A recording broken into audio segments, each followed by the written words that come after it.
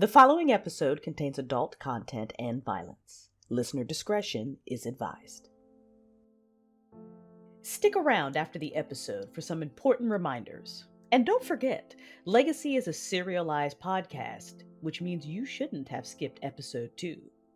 You know who you are. Legacy, a Star Wars audio drama, created and produced by Crystal Storm. Episode 8. Chapter 23, The Problem with Perspective.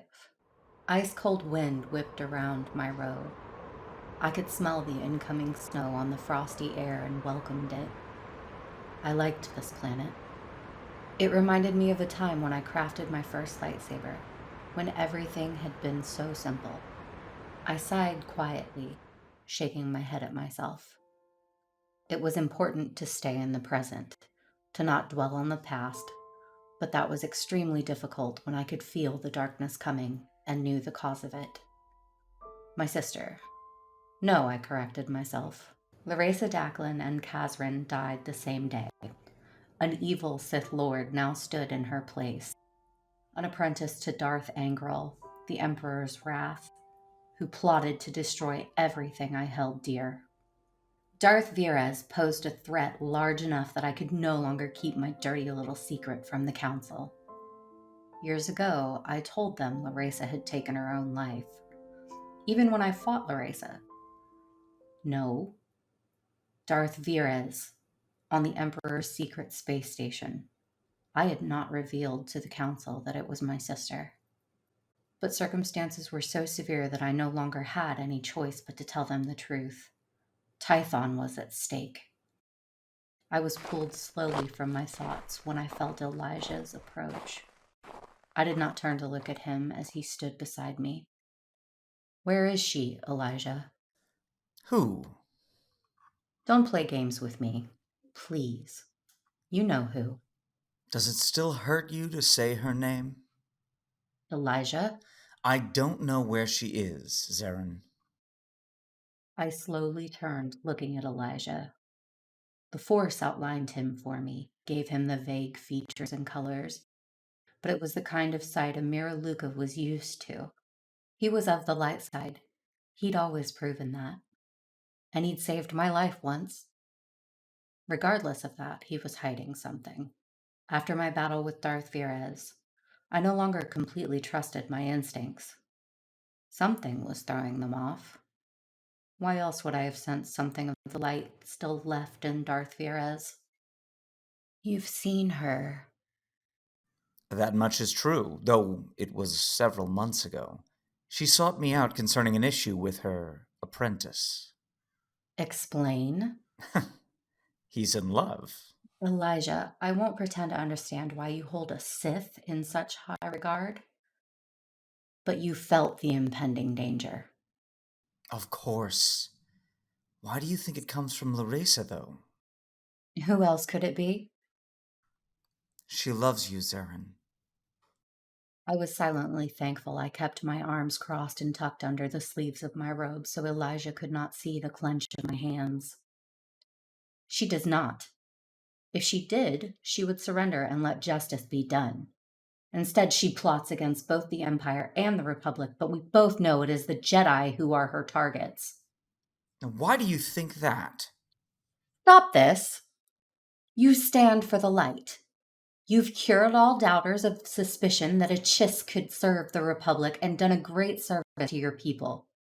You have saved the lives of Jedi Masters and fought unspeakable darkness yourself.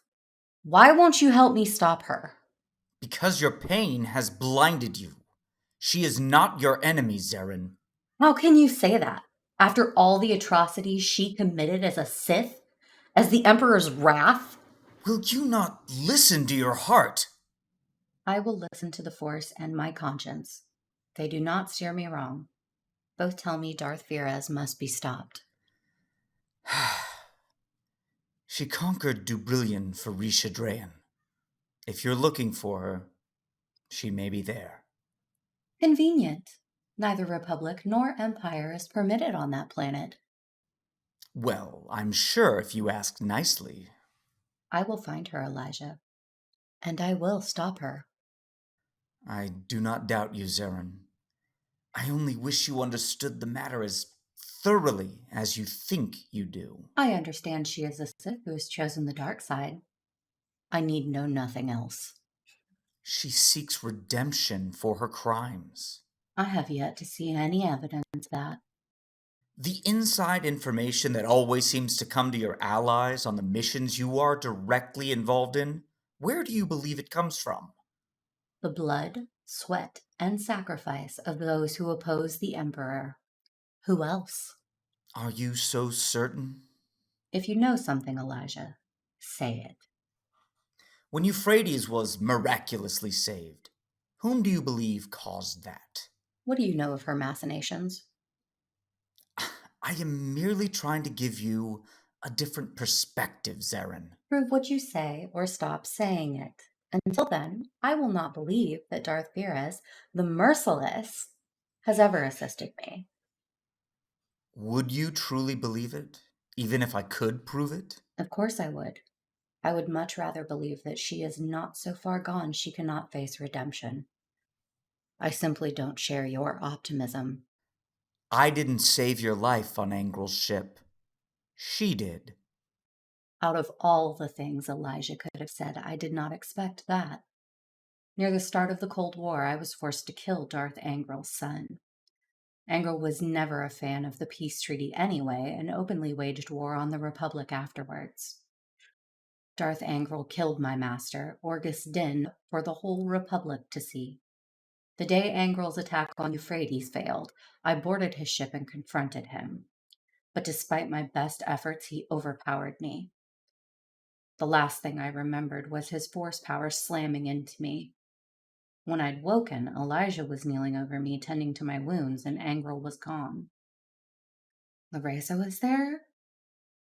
Why had she come? Why hadn't she stayed? Why hadn't she told me? What games are you playing? No game. She did it, not me.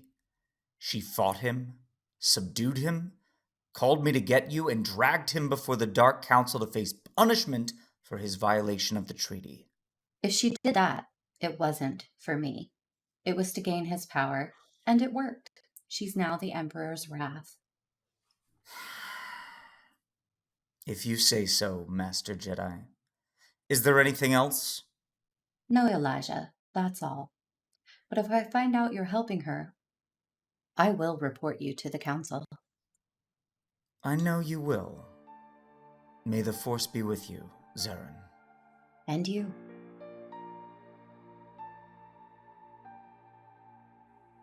Chapter 24. Setting a Trap. Ilum Spaceport BT-7. Thunderclap. The Vigilance. Eric and I were enclosed in their private quarters. It was not for romantic reasons. Eric stood at attention, and I was listening to the report coming from the two cyborgs. Aximili and Jix Jonas were formerly SIS, and now worked freelance for whomever could afford their fee. I met them on Nar Shaddaa during an important mission, and had been using them to track Darth Virus ever since. By the time we got into Lorimar, whatever was in that case was long gone. They took the data core out of the dead droid, too. The item was given to Reed. We tracked her to Debrillion. And her daughter? Operative Valtana is deep undercover. It'd be difficult to find her, but we've confirmed that Elijah is her father. What about Darth Vera's other son, the Sith? Darth Varys is trying to kill him. Typical Sith stuff. Good one, Axie. Good. Don't interfere yet. Let's see how that plays out. Understood. We do have something you might be able to use. We intercepted a transmission from the Mandalorians to the bounty hunter. They're throwing him a party at the Star Cluster Casino on Nar Shaddaa in 3 days. Excellent. Thank you, boys. Hey, it's your credits. We'll see if we can't find a way to get on Debrillion and see what's in that factory. Good. Be careful. Eric came forward and walked both agents off the ship. I was pacing in a small line when he returned. What's going through that pretty head of yours? An opportunity. I'm going to alert Saros to the bounty hunter's location. He'll start a witch hunt like no other. After that business on Quesh, I'm surprised Saros thinks about anything else. Exactly. Darth Virus' passion will get the better of her if her son is killed or captured. Then it'll only be a matter of time. We'll get her, Mekethia. I know we will. We were just so close on Hoth. I couldn't help but look at the only picture of Xerrin I had. It had been a family picture, and I'd cut Laresa and Reed out of it. You still don't talk about him much. I won't pry, but I'd like to know more about the man you've sworn to avenge. 2 days before the war started, I ran away from the Sith and transport hopped my way to Coruscant. When I got there, obviously, there was shock and so much mistrust. Well earned, of course, but Xerrin never looked at me like I was just a Sith. I told the Jedi Council everything I knew, and during the war I helped in any way they would let me. Xerrin volunteered to watch over me, but he did more than that. He made me part of his family. I still don't know why. For the first 5 years I was glued to his side. It was because of him I was allowed to test my mettle as a soldier. I owe everything to him, and I never got a chance to say thank you. He didn't deserve to die like that. You're right. He didn't. Eric kissed the tip of my nose, something that never failed to make me smile. It made some of my anger bleed away. Don't you think it's time we told Xerrin what we know? No, not yet. She'll be honor-bound to alert the Council to Elia's deception, and I don't want to give him away. If we can't use Darth Virus' children against her, he may be our only other option. Smart play. I am the brains of the operation. Permission to get you back for that later, sir. Sooner than later, Lieutenant. I'll make the call to catch the bounty hunter. You get the rest of the crew off my ship. Yes, sir. Chapter 25. Crossing the Line. Happy. That's the only way I could describe the last few months of my life. I had Mako, I had a black list, I had some Mandalorian buddies, and the family's plan was right on schedule. Everything was good. Of course, in the back of my mind, I knew it was just a matter of time before something went wrong, but I wasn't thinking about that. It wasn't hard not to. I was too focused on trying to make sure Mako was attached to me as I was to her. Then, the bad shit happened. There was only a small select group of bounty hunters in the galaxy that was good enough to be able to see the blacklist. I was one of them. After I'd proven I was more than just the great hunt champion, they'd called to say they were throwing me a party. I was all about it. Mako and I, the whole crew really, had been busting our butts, so it was definitely time for a little R&R. I'd forgone my armor for attire fitting for a party. Even with my blasters still at my hips, I didn't go anywhere without them. I was waiting for Mako by the ship's hatch when she emerged, and she looked so damn pretty, I was considering skipping the party and taking her right to bed. My facial expression must have given me away, because she blushed, laughed, and kissed the corner of my mouth. Later, big guy. Show me a good time first. Oh, I'll show you a good time. I waggled my brows at her and she giggled. That's right, giggled. I did steal a kiss before I slipped her arm through mine and let her off the ship. The boys would lock everything down and meet us there. Blizz was super excited about the casino and had declared he was going to reverse engineer one of the slot machines. I sure wasn't going to stop him. Mako and I were making out a little in the elevator when it finally arrived at the penthouse floor of the casino. The moment the doors opened, I knew something was wrong. The smell of blaster smoke hit my nose, and a second later, I frowned. Koro? I put my finger to her lips to shush her, made sure she stayed behind me, and pulled out one of my guns. We stepped off the elevator, rounded a corner, and there were the bodies. The hallway spoke of the fight, and my anger grew with each dead face I passed that I recognized.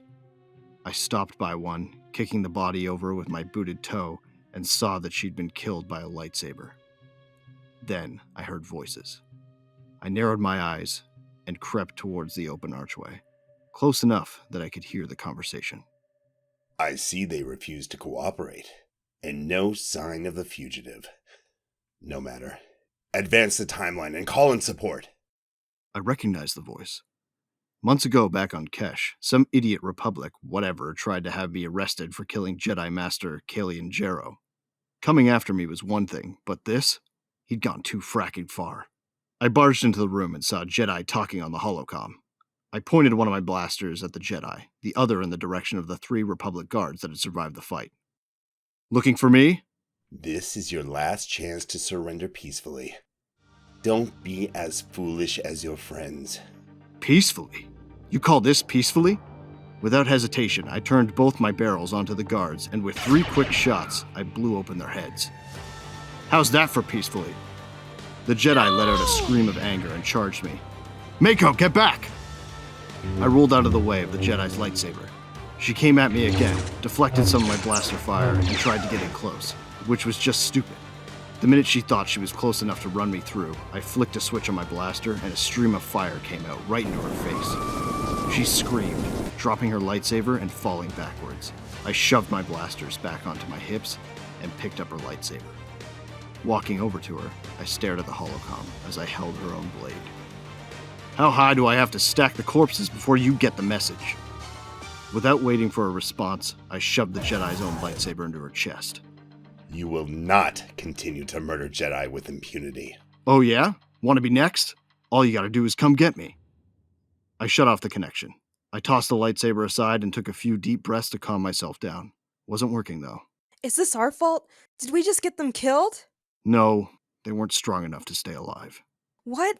How could you be so callous? Are you going to say that about me when you get me killed? My fury peaked that she would say that to me. I whirled on her. My first instinct was to tell her nothing would happen to her on my watch, but I knew better. Carrying around that kind of ego did get people killed. It was a heck of a lot smarter to make sure the crew you traveled with was on top of their game at all times. So I kept my mouth shut, turned my back on her, and walked out. She could follow or not. She wasn't my favorite person right then. Mako was no dummy. She knew she'd struck a nerve. I didn't mind her getting emotional, but I was real tired of her inability to deal with death. And right now, I suspected we had a big fracking problem. When we got back to the ship, a bad day was getting worse. Chapter 26, Handling It the Sith Way. The moment Mako and I sat back on the ship, I turned on the holo-terminal. The crew gathered round and we listened to Republic Supreme Chancellor Janaris call me out for a list of crimes I had not committed. Granted, there were a few, but the majority of them were so trumped up it was ridiculous. They want to make me a monster? Fine. They're going to get one. There's a 10 million credit bounty out now for your capture. Every hunter in the galaxy will be after us. It gets worse. Imperials are making a big show of breaking ties with us. We can't stay on Nar Shaddaa, and it looks like we won't be safe in Imperial space either. Every single coward that turned their back on us is going to die. Wait. We're getting an Imperial summons. We're to rendezvous with the fleet in the Outer Rim. Let's go see what they have to say. The crew was silent as we headed to the rendezvous point. I brought everyone with me when we boarded Darth Tormund's ship because I didn't know what to expect. Some stupid little imp was waiting for us, and he tried to get us to surrender our weapons. First, I told him no. When he wouldn't listen and got mouthy, I blew his head open. Torian, with me. Let's go find this Darth. No, I'll come. If you're going to tear through the ship like I think you are, you'll need a medic. I didn't argue with her, and tear through the ship I did. Every imp that got in my way got my blaster in their face. Finally, I found Darth Tormund in his executive quarters. He was your typical Sith, but I could feel the power coming off him, and knew instantly I wouldn't be able to take him if it came to that. I see you've gotten rid of your escort. I don't give up my gun for anybody, not even for Sith hospitality. You will start appreciating what I offer, or I will treat your things as you treat mine.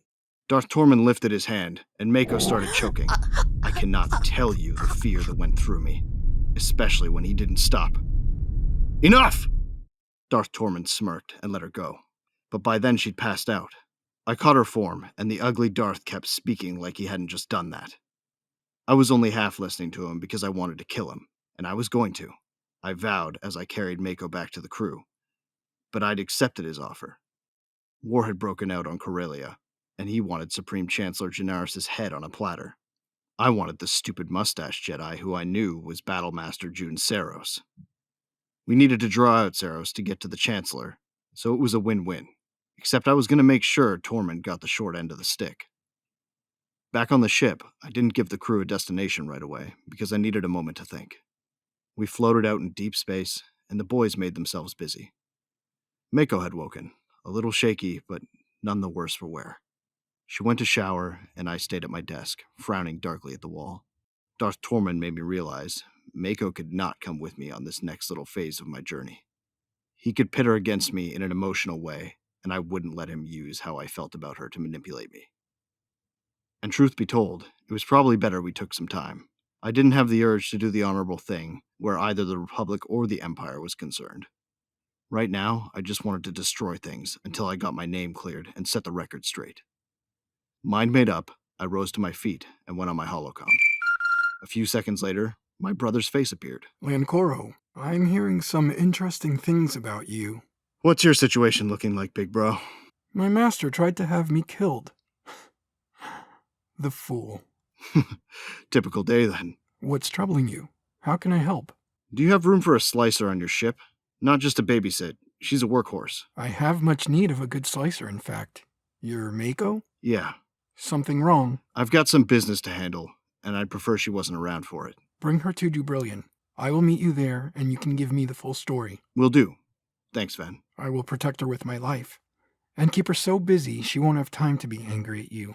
See you in a few days. I shut off the holocom and realized I wasn't alone. I turned to see Mako standing behind me, and boy did she look furious. You can't just pass me around to your family. If you don't want me to get you killed, this is your ticket. Koro, I didn't... I'm gonna kill them all, Mako. Whoever gets in my way on this is going to die.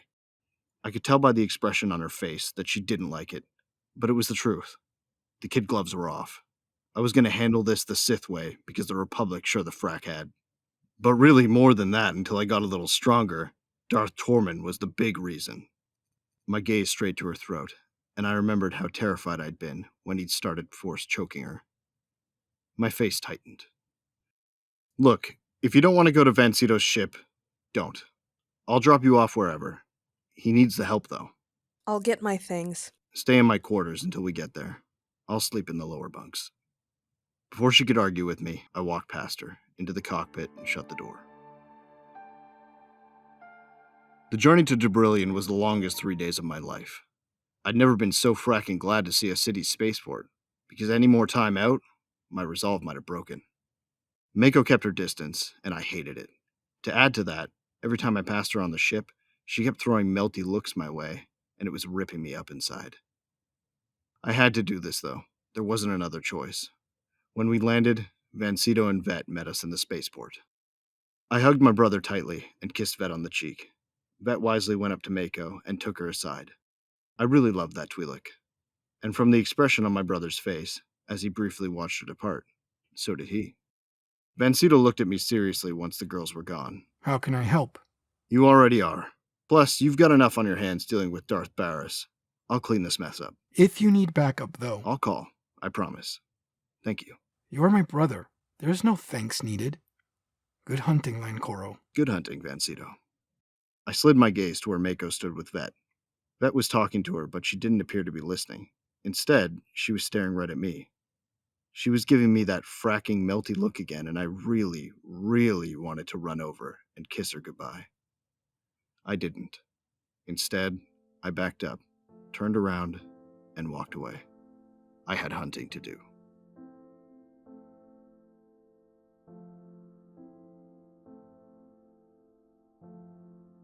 Hello, everybody. Thank you so much for sticking around for these very quick announcements. I will do my best to keep them fast, but I just wanted to remind you guys of a couple things. First, reminder that there is a biggest fan of the show competition at the end of season 2. The winner of this competition will get Laresa's lightsaber, the box signed by the cast. We're going to use ultra sabers to get you guys Laresa's lightsaber. I've gone in, I've picked out a hilt and blade and sound effects and just done it up that I think that's how Laresa's lightsaber would work. So that is what you guys are going to get at the end of season 2. And like I said, with the box signed by the cast. So that gives you plenty of time to figure out how you're going to show us, me, the cast, why you are the biggest fan of the show. I cannot wait to see what you guys have come up with. Also, please come and hang out with us. We would love to meet you, to get to know you, and even if you are an introvert, you are welcome. We have a Discord server, and soon we'll have a Facebook group. To join the Discord, click the link down in the description or go to dsc.gg/Crystal's Imagination. You can lurk in there and just respond in emotes if you're an introvert, or you can just, be all extroverted if you're an extrovert. We welcome you all. Do not forget as well, please join us Tuesday evening, 7 Eastern, 6 Central for the Legacy After Show. I talk with the cast about the episode, I take y'all's questions, we just have a good time, and that's after we listen to the latest episode. And I do those on Twitch, twitch.tv/Crystal's Imagination, or you can just click the link down in the description. And I don't know if you know this, but every now and then, at the end of episodes, there are end scenes after the credits. Every now and then. Please remember to subscribe, drop us a review, and share this story with your friends. To view the full cast list, get your PDF copy of Legacy, and learn more about Crystal's sci-fi novels and other upcoming fiction podcasts, go to crystalsimagination.com. Episode 8 features voice performances by Bunbarian, Adam Koreman, Melissa Okey, Stakaneos, Eric and Kendra Mikols, Jake Reicher, Gwama Hairstonel, Alejandro and Devin Tyus. Sound engineering and Foley work for this episode done by Hannah Cardiac and Crystal Storm. Legacy's theme song is composed by Daniel Churlitza, titled Star Wars Dark Side Themes Reimagined. Additional amazing music tracks contributed to this episode, so please read the description for full credits and links to each track. Legacy is a work of fan fiction created inside the Star Wars The Old Republic universe. It is written, directed, and produced by Crystal Storm. The Daclin family are original characters created by Crystal. A big thank you to BioWare, LucasArts, and Disney for providing such a rich world to create it. So have you even been to Nar Shaddaa? No, but I know how it's pronounced. Well, you made me look like an idiot in front of Mekethia. I'm just... Say it right. I couldn't say Mekethia right for 3 days. He already thinks of me as, this idiot. It sounds like a personal problem. Just stop making me look stupid. You? How Yes. do you look stupid if I can't pronounce...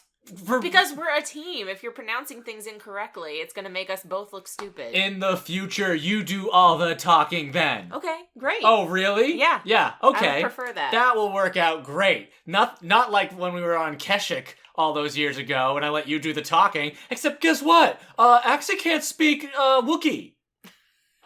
Okay, the one language that I have trouble with. Yeah. I'll give you that. Now, guess what? I have parts that can be ripped out because I used to have human parts that got ripped out by Wookiees. Well, again, sounds like a personal problem. It's a personal problem caused by you. You know what? I'm thinking this partnership might need to end. Maybe it does. What? Just like that? You're okay with that? No. I love you. I love you too. I haven't read the script. Are we related? I mean, I guess it'd be okay because this is Star Wars. Yeah. Everything's fine.